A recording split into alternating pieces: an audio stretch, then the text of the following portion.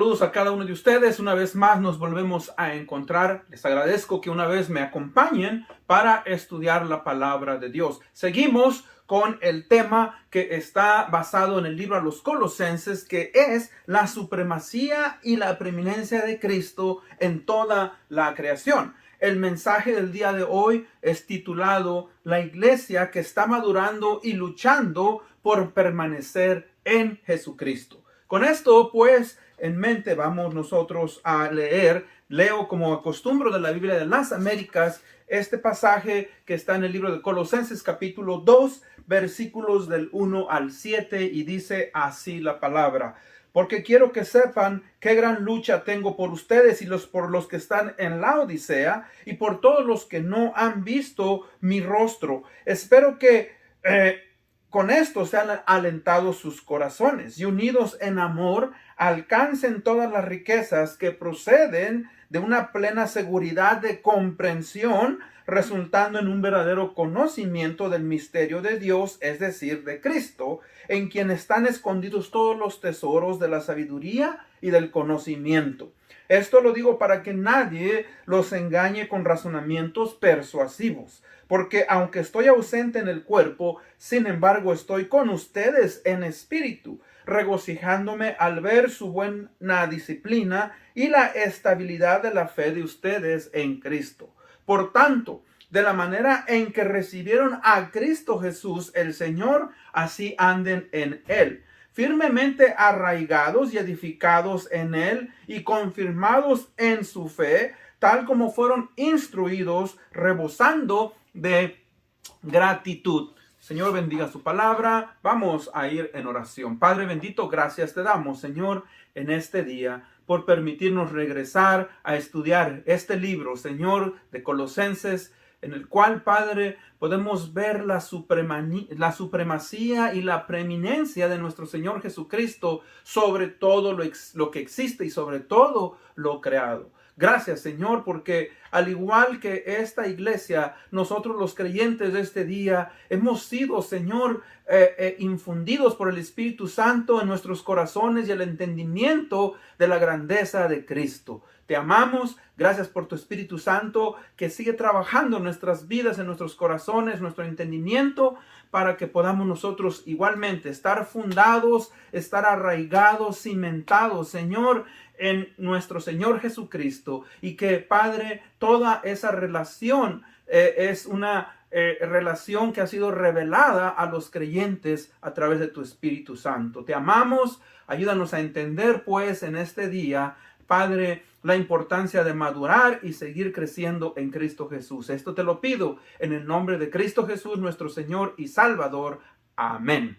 Bueno, mis hermanos, este libro obviamente ha sido una gran bendición para nuestras vidas, para nuestro crecimiento en el Señor Jesucristo. La semana pasada vimos, ¿verdad?, la importancia de que Cristo, mis hermanos, es Dios, es creador, el sustentador de todo lo que existe. Y Pablo continúa hablándole a esta iglesia. Hoy entramos al capítulo 2 y vamos pues a hablar de que una iglesia debe de estar madurando y luchando por permanecer en Cristo.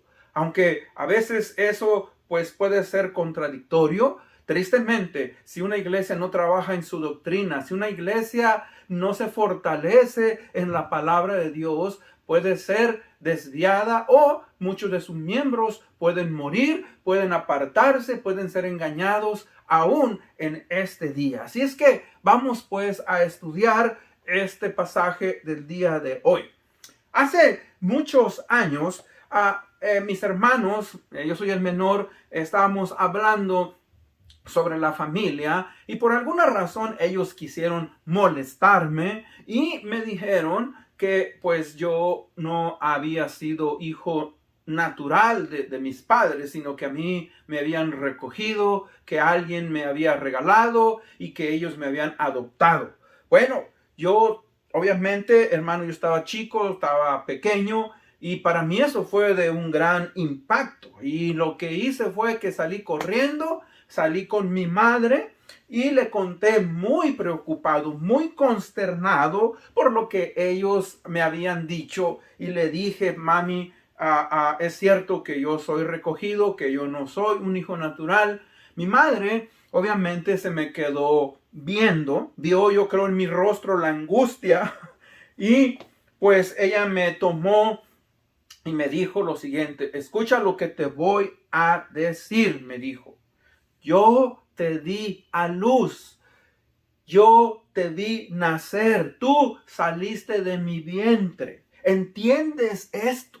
Ella me lo dijo muy seriamente. Ahora, después me dijo: no le hagas caso a esos chamacos que solamente te quieren molestar. Ahora, cuando ella me dijo eso y yo vi la seguridad en su rostro, obviamente que toda duda que yo tenía en ese momento se desvaneció. Y por el resto de mi vida tuve la seguridad de que yo era hijo nacido de Alicia Ocampo y de Ignacio Mundo, que ellos eran mis padres y que ellos obviamente, yo era miembro de esa familia, había nacido en esa familia y que yo debería tener esa seguridad. Como le digo, yo nunca volví a preguntarle a mi madre. Sabía que ella me había hablado con certeza, me había dicho la verdad y hasta me dijo: ve y háblales chamacos para que yo los confronte, para que no anden diciendo tonterías. Obviamente, ¿verdad? Eso es algo esencial e importante para un niño. Ahora le voy a decir una cosa: aunque yo hubiera sido adoptado, hubiera tenido un gran privilegio de haber sido parte de esa familia, aunque hubiera sido adoptado. Pero tristemente en nuestros países hispanos no es, la adopción no es visto como algo muy en serio. Y es para un niño el ser adoptado es como una tragedia. Y bueno, obviamente para mí así lo era. Ahora, ¿qué quiero decir con esto? Bueno, lo que estoy diciendo es que de la misma manera Pablo está hablando, escribe a los creyentes de Colosas para que tuvieran la plena seguridad de que ellos, hermanos, estaban fundamentados en la verdad del Evangelio y en el Señor Jesucristo.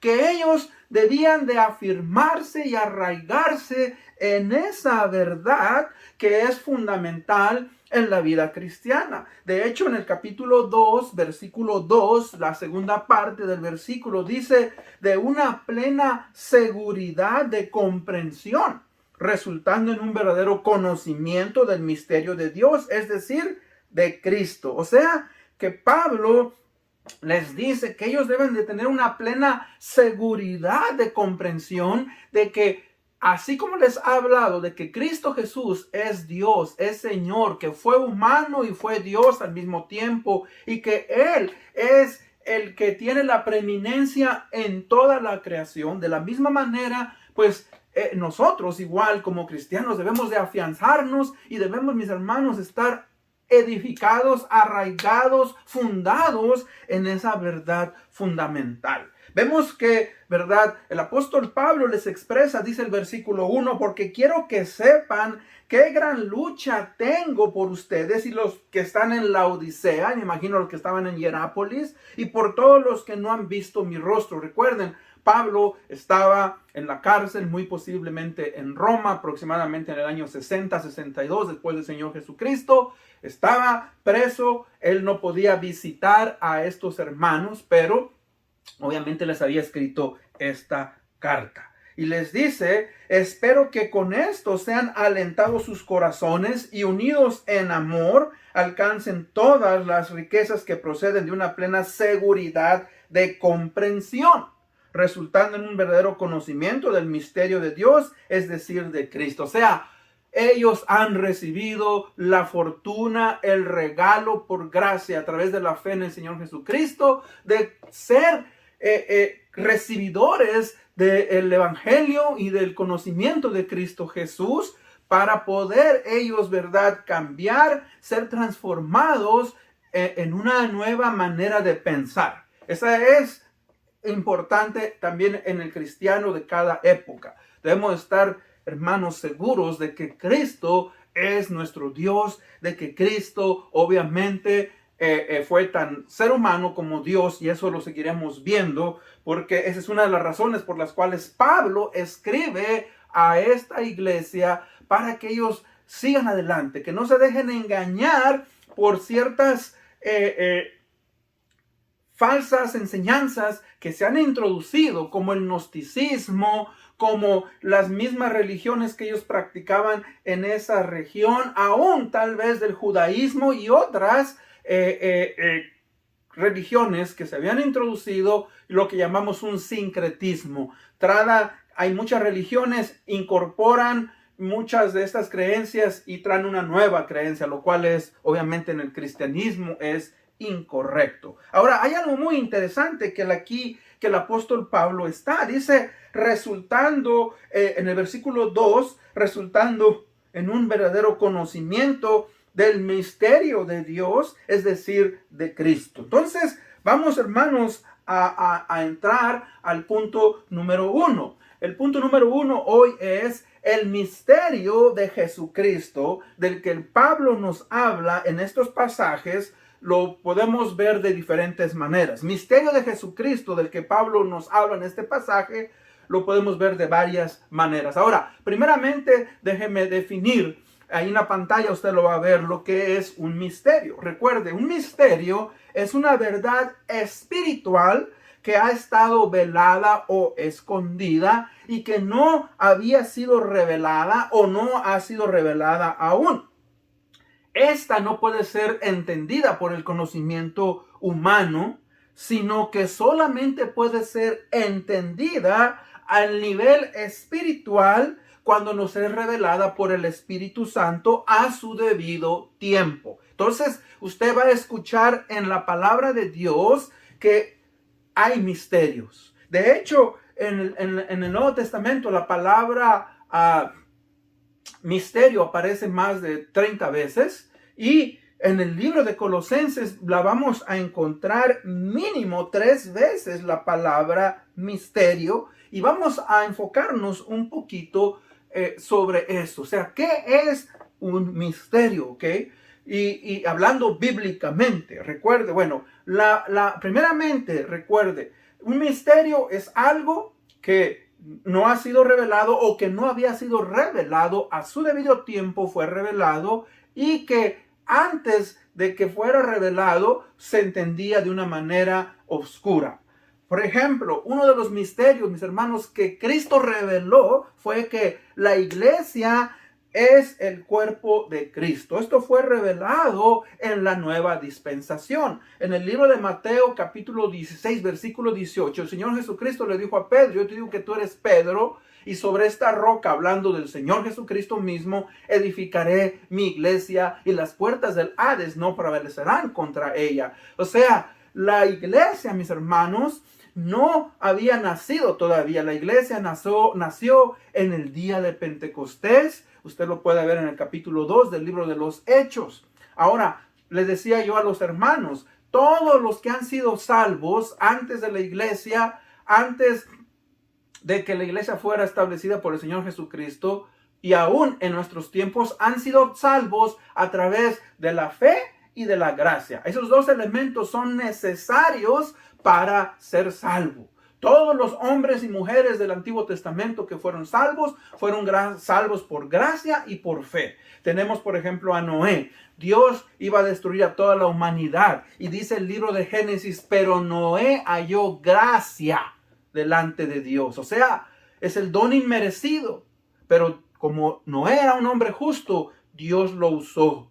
Ahora igual, la fe, mis hermanos, es el elemento esencial. Dice en el libro de Habacuc, mas el justo por la fe vivirá. Vemos que Abraham y todos estos grandes hombres del pasado, mis hermanos, fueron fundamentados sus creencias en la fe y la justicia en Dios. Entonces, la iglesia, ese misterio que no había estado, vemos pues que la iglesia viene a ser el cuerpo de Cristo. Ahora, otro misterio es que el Señor Jesucristo es la cabeza de este cuerpo, o sea, la iglesia.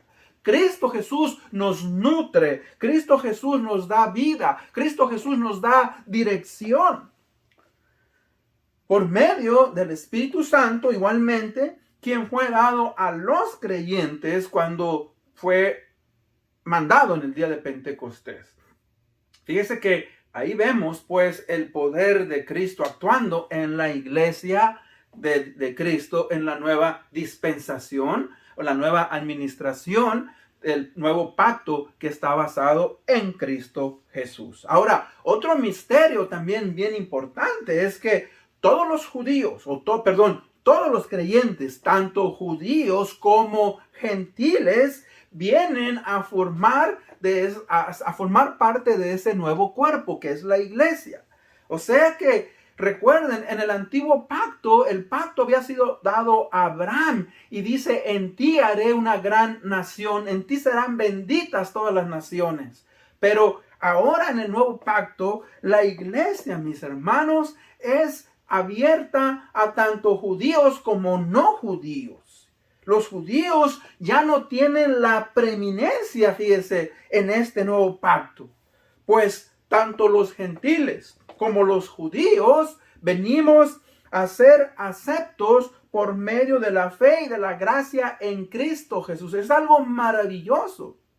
Por eso en el libro de San Juan 1:12 nos dice, ¿verdad?, que a los suyos vino, a los suyos no le recibieron, más a todos los que le recibieron, a los que creen en su nombre, les dio autoridad, potestad de ser llamados hijos de Dios. O sea, ese es un privilegio tremendo que el cristiano ha recibido en el evangelio, en esta nueva dispensación, en este misterio que ha sido revelado a través del Señor Jesucristo a su pueblo. Ahora, recuerde, otro misterio también es que el evangelio de Jesucristo es parte de ese misterio. Cuando digo que el evangelio, porque fíjese que antes de que nosotros viniéramos a ser salvos y se nos compartió el evangelio, que explico, el evangelio es el mensaje de las buenas nuevas de salvación de Dios a través de la obra redentora de Jesucristo. Ahora, por medio de su venida, su ministerio, su muerte y su resurrección, que lleva a todos los pecadores a buscar el arrepentimiento y hacer la paz con Dios. O sea, que antes de que uno venga a conocer al Señor Jesucristo, esa verdad del evangelio está velada para nosotros. Cuando a mí me hablaron del evangelio, cuando me compartieron el evangelio del Señor Jesucristo, yo no veía esa realidad. Se me hacía una locura, y en el libro de Corintios dice que la palabra del poder de la palabra, dice, para muchos, para los no creyentes es locura. Pero gracias al poder del Espíritu Santo que viene y trabaja en nuestros corazones, abre el entendimiento para que nosotros podamos entender esa realidad y ese misterio que nos bloqueaba, que nos tenía vendados, viene ahora a manifestarse, y el evangelio del Señor Jesucristo, hermanos, produce fruto en nuestros corazones. O sea que el evangelio, mis hermanos, es parte de ese misterio. Y este misterio de la redención por medio de Jesucristo estaba, fíjese, escondido en los propósitos de Dios desde antes de la fundación del mundo en Cristo. Antes de la fundación del mundo. Dice la palabra, desde antes de las edades preadámicas, o sea, antes de Adán, y también después de las generaciones que vinieron a través de Adán. Y las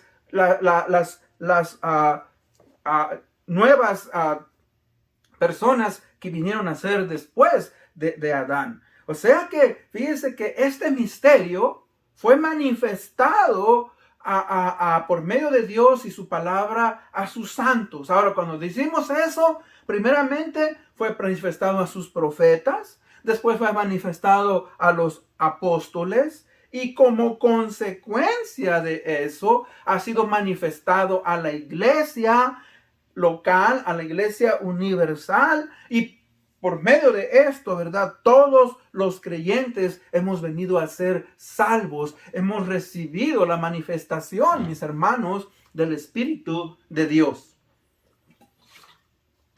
Ahora, punto número 2. Vemos pues la preocupación y afirmación de Pablo a los creyentes. Es lo que leímos en el pasado. Dice Pablo dice, porque quiero que sepan qué gran lucha tengo por ustedes y por los que están en la Odisea y por todos los que no han visto mi persona. O sea, Pablo, mis hermanos, tiene una verdadera preocupación por estos hermanos. Y yo creo que aquí nos está hablando, yo veo que la palabra nos está hablando de ciertas características que debe de haber en un líder, ya sea un pastor, ya sea un líder en la iglesia que está dirigiendo un grupo, jóvenes, niños, adultos, etcétera. O sea, todo líder, mis hermanos, tiene que preocuparse por aquellos que están bajo su liderazgo. Y aún en el hogar, como padres de nuestros hijos, etcétera, etcétera. O sea, Pablo está abriendo su corazón. Está preocupado y afirmando a estos creyentes.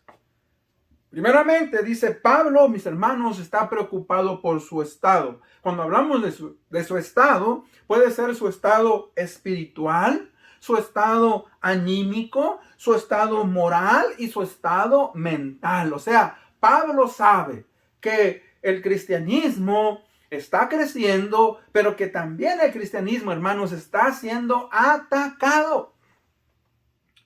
El imperio romano ve a los cristianos como enemigos, porque no quieren sujetarse en cierta manera a la manera que el rey, el emperador piensa.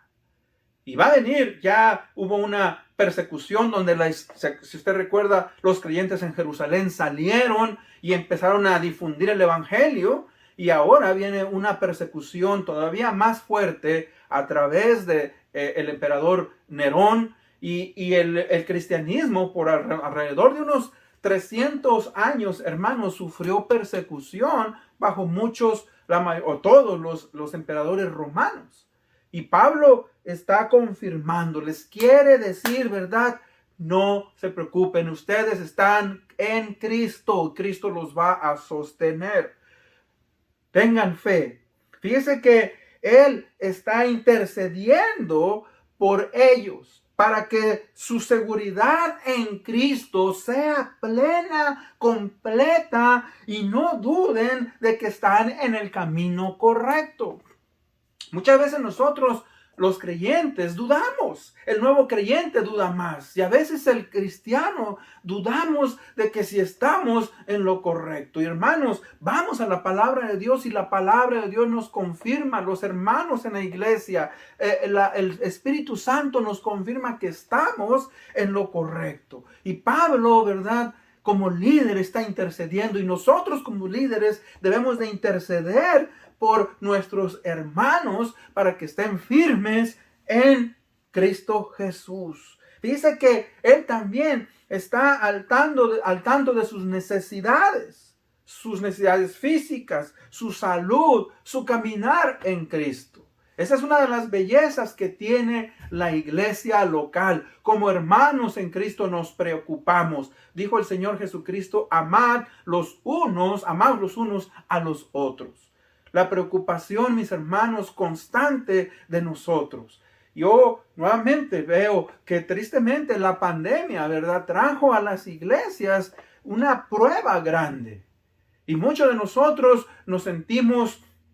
estuvimos apartados de la iglesia, tuvimos miedo, pero recuerde, nada va a pasar a todos aquellos que son de Jesucristo. Dice que el Señor conoce sus ovejas y nadie las puede arrebatar de su mano. Dice, mi Padre que me las dio es mayor. Entonces, hermanos, estar en Cristo Jesús es estar en el poder del Señor. Fíjese que Pablo está en oración por las necesidades que aún él no conoce. Que sin conocerlos, él está al tanto. Y eso es otra cosa. Si usted recuerda, el apóstol Pablo estaba preso en Roma, lo más probable, y él obviamente no puede salir de la cárcel, pero tiene gente que lo visita. Epafras es uno de ellos, y otros hermanos que estaban con él, lo visitaban constantemente, le traen noticias, llevan noticias. Entonces, Él, obviamente, mis hermanos, está orando, está intercediendo, y eso es algo que todos nosotros podemos hacer por nuestros hermanos en Cristo. Y en este caso, Pablo pues está hablándoles a estos hermanos y les está diciendo, no se preocupen, Dios es fiel, Él va a seguir dándoles de su protección. Ustedes están fundados en la roca que es Cristo. Ahora, puede orar y también les escribe esta carta. Cuando Él les escribe esta carta, tal vez ya la mandó, pero Él quiere dejarles saber a sus hermanos cuando ellos la lean que la situación por la cual ellos estaban atravesando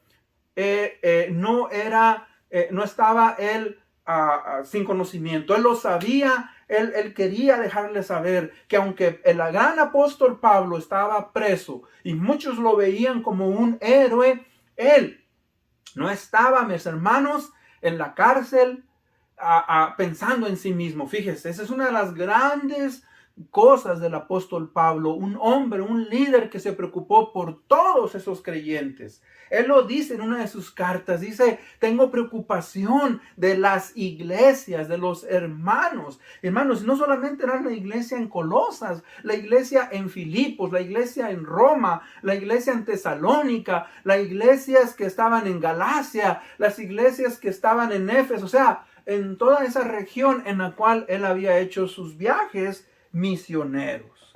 Él por eso les dice en Colosenses 2:4 y les afirma, dice, esto lo digo para que nadie los engañe con razonamientos persuasivos. O sea, Él les está diciendo, ustedes están en la verdad que es en Cristo Jesús. Nadie los engañe con pensamientos persuasivos, razonamientos persuasivos. Muchas veces nosotros escuchamos, mis hermanos, vemos la televisión, leemos libros, vemos el noticiero y nos dicen ciertas cosas que algunos nos hacen tambalear. Recuerde, el cristiano tiene toda la llenura del Espíritu Santo en Cristo Jesús. Estamos completos. Nada debe de hacer que eso nos separe de nuestra fe en el Señor Jesucristo. Punto número 3. Pablo nos habla de ser una iglesia madura que esté arraigada y fundamentada en Cristo. Fíjese, una iglesia madura que esté arraigada y fundamentada en Cristo. Vimos varias cosas que están ahí. Dice en el versículo 7, firmemente arraigados y edificados en Él y confirmados en su fe, tal como fueron instruidos, rebosando de gratitud. O sea, vamos a ver 5 características de una iglesia, mis hermanos, que está en Cristo. Primeramente, dice ahí la palabra arraigados, arraigados. O sea que así como un árbol está bien, tiene sus raíces bien profundas y bien extendidas, y ese árbol, si está bien arraigado, no cae con cualquier cosa. Tiene que ser algo realmente catastrófico. Pero un árbol, mis hermanos, que está que sus raíces están bien extendidas y están bien profundas, es un árbol que va a permanecer. Mire, aquí en los Estados Unidos hay un parque que se llama Sequoia Park, y ahí hay estos árboles que se llaman sequoia. Los árboles de sequoia, mis hermanos, pueden llegar a medir 83 metros, que son como 275 pies. Esos árboles, mis hermanos, son árboles que tienen el tronco, tienen un grosor del tamaño más grande de un cuarto, de 12 por 12 pies, más grandes.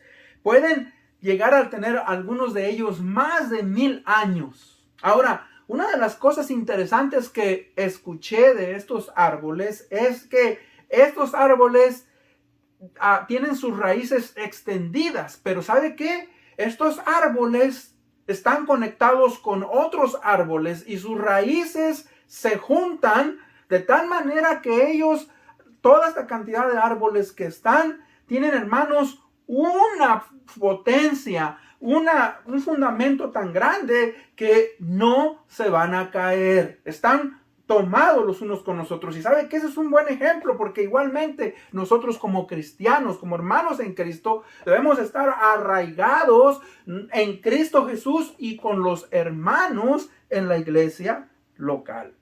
Dice cimentados también. Cimentados, hermanos, quiere decir que tenemos un buen fundamento. Y ese fundamento es Cristo. Cristo es nuestra roca. Cristo es la base. Debemos estar cimentados en Cristo, en la sana doctrina. Si nosotros, mis hermanos, tenemos un buen fundamento, tenemos un fundamento que es sólido, vamos a poder permanecer. Ahora, fíjese que dice el siguiente pasaje, edificados. O sea, antes de edificar, tenemos que tener un buen fundamento, un buen cimiento. Entonces, una vez que hemos puesto un buen cimiento, ahora edificamos. A mí me parece sorprendente cuando he pasado por ciertas ciudades grandísimas que tienen unos rascacielos, unos edificios tremendos, altísimos. Y sabe usted que estos edificios tienen un fundamento también muy fuerte. O sea que la construcción que ha sido puesta está puesta en un buen fundamento. O sea, no solamente es necesario tener un buen fundamento, pero ahora edificar, construir nuestras vidas, construir nuestros matrimonios, construir nuestros sueños, construir nuestros ministerios, nuestras clases fundados en la realidad, fundados en el Señor Jesucristo. Y luego dice ahí, edificados en Él, confirmados en su fe, tal como fueron instruidos, rebosando de gratitud. O sea, debemos estar, hermanos, también que constantes y firmes en nuestra fe. Firmes, mis hermanos, para no caer o ser tirados por el enemigo o por las circunstancias negativas que uno pueda atravesar. O sea, hemos recibido, mis hermanos, a Cristo Jesús. Hemos hecho una profesión de fe, nos hemos arrepentido, pero debemos de ser constantes, debemos de estar caminando en la vida cristiana todo el tiempo, firmes. No podemos, hermanos, seguir adelante.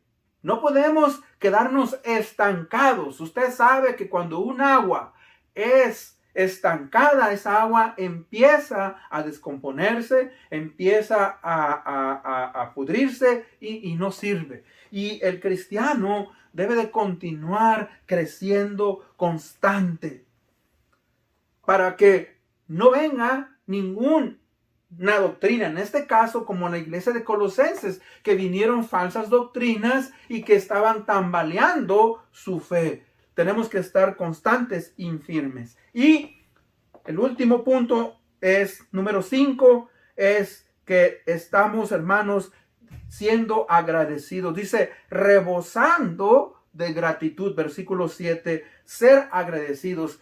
Todos nosotros tenemos que entender también eso. Debemos estar, mis hermanos, dando gracias constantemente por lo que Dios ha hecho en nuestras vidas. Alguien dijo que tenemos una deuda de gratitud eterna con Dios, el Padre, por haber enviado a su Hijo, el Hijo, por haber venido y por haber dado su vida en la cruz del Calvario, y el Espíritu Santo, quien nos ha convencido de pecado. Ser agradecidos. Debemos, hermanos, de manifestar constantemente y darle gracias a Dios por las cosas que Él ha dado y ha puesto en nuestras vidas. En conclusión, Pablo pues quiere dejar bien en claro que todo cristiano, que todo creyente, al igual que la iglesia de Colosas, esté completo, esté fundamentado, esté cimentado en Cristo Jesús. Que cuando venga alguna enseñanza que es contraria a lo que la palabra de Dios nos enseñe, nosotros podamos refutarla, y debemos de estar, mis hermanos, constantemente en su palabra. Fíjese que si nosotros negamos la realidad central de que Cristo Jesús es Dios, de que Cristo Jesús es el Hijo de Dios, que Él es eterno y tantas cosas que hemos hablado, o sea, negamos la base de nuestra fe.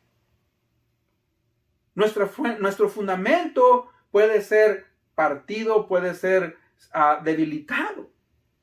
Y eso nos puede poner en un estado peligroso. Un pueblo, mis hermanos, maduro, camina en el Señor. Y podemos ver algunas cosas. Primeramente, los cristianos, recuerde, caminan tal como han recibido al Señor Jesucristo. O sea, recibieron a Cristo por fe. Y deben de caminar y continuar en esa fe en Cristo solamente. Cuando recibimos al Señor Jesucristo, también lo hicimos nuestro Señor. Confiamos en su justicia y en su muerte por nuestros pecados. Y eso debe de llevarnos a finalizar nuestra carrera con gozo y fundamentados en la fe en Cristo Jesús. Con esto en mente, vamos a orar y ser despedidos. Padre bendito, gracias, Señor, por tu palabra. Señor, ayúdanos pues a estar fundamentados, arraigados, edificados, Señor, dando gracias y siendo agradecidos porque tú nos has dado ese privilegio de venir y ser tus hijos. Te pido por aquellos que aún no han hecho una decisión, que puedan, Padre, entender el misterio del evangelio de que Cristo Jesús vino y vivió entre los hombres, murió en la cruz del Calvario, resucitó y que Él es Señor y que da vida eterna a todo aquel que en Él cree. Gracias por esto. En el nombre de Cristo Jesús pedimos esto. Amén. Una vez más, gracias por acompañarme. Dios les bendiga. Nos vemos hasta la próxima.